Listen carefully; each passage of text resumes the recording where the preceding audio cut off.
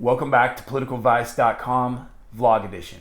Today we're talking about the Democratic Party and where it's going, kind of where they are right now. So recent polls have shown that Bernie Sanders, Elizabeth Warren, and Joe Biden are in a three-way tie.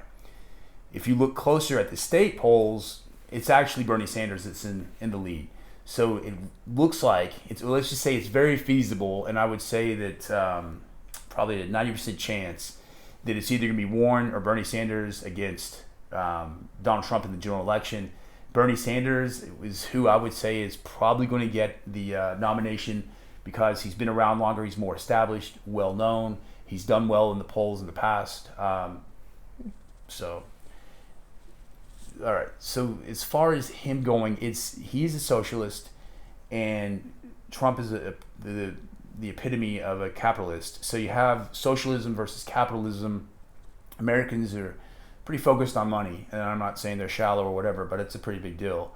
There is a large number of people, of Americans, but not the majority, that want things for free and would like to kind of have the people that are doing better than them to kind of lose their advantage, so that it's, the wealth is kind of spread.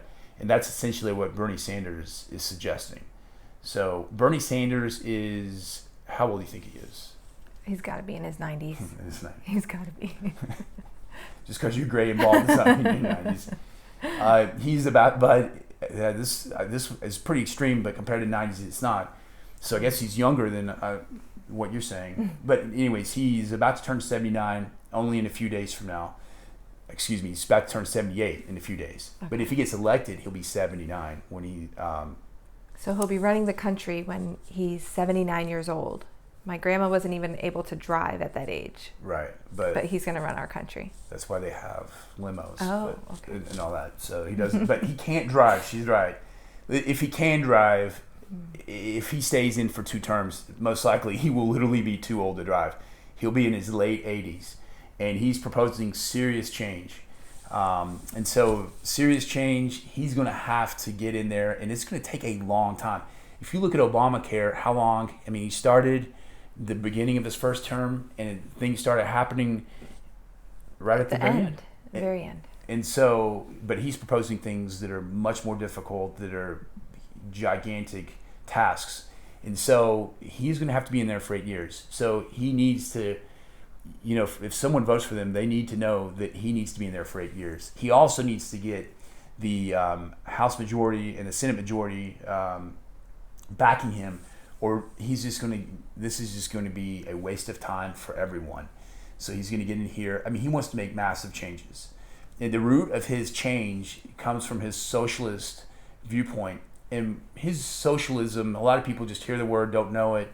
And I think a lot of people have different terms or different thoughts about socialism.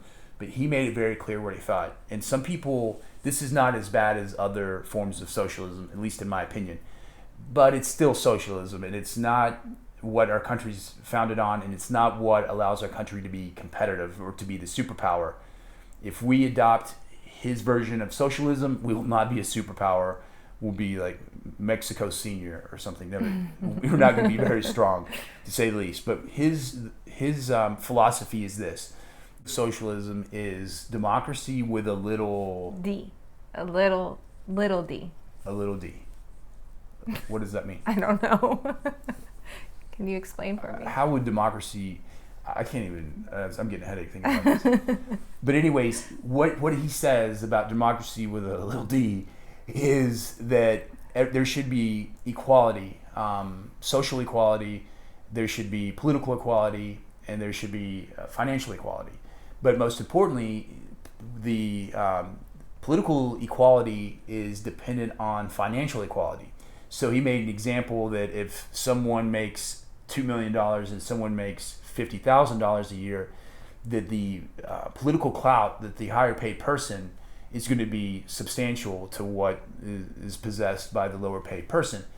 And I'm pretty sure he's right about that. But the way he thinks that it needs to be fixed, and he may be right, but I don't think it's going to happen, and I don't think it could happen, is that you kind of spread all the money and kind of make it where everyone's more on a level playing field, so this rich person can't take advantage of this poor person. That doesn't work. Now, if he wanted to do that, he would have to just change from the ground up. But you can't just switch one thing and just say, okay, you're making a lot of money. This person's not. This makes you too powerful politically. That's not fair. That's not equality. We're going to give your money to this person. This person that's making a lot of money, they're going to take their fannies somewhere else. They're going to. I don't understand. Like, why would people even work hard anymore? They wouldn't. Why would Like, you? Why? That's not what motivates people. right. That I hate to say it, but we're a money motivated country. That's not going anywhere. So, anyways, you have You have the Democrats, or the Democratic Party should really wake up and find someone that's more mainstream that can represent them, because first of all, he's just going to turn off conservatives. You're going to have some conservatives vote for you if you're going to win.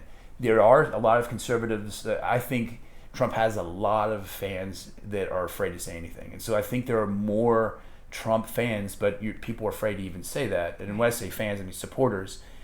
But if Bernie Sanders is going to win, he's going to have to get some of those people. Right. Well, the next thing he's suggested is really cutting down on gun control and really limiting how you can purchase them, and everything is, all the aspects involved with purchasing firearms are going to be under scrutiny. And I believe he's not going to get the mainstream. So if Republicans want to win, they want Bernie Sanders. If Democrats want to win, they don't want Bernie Sanders.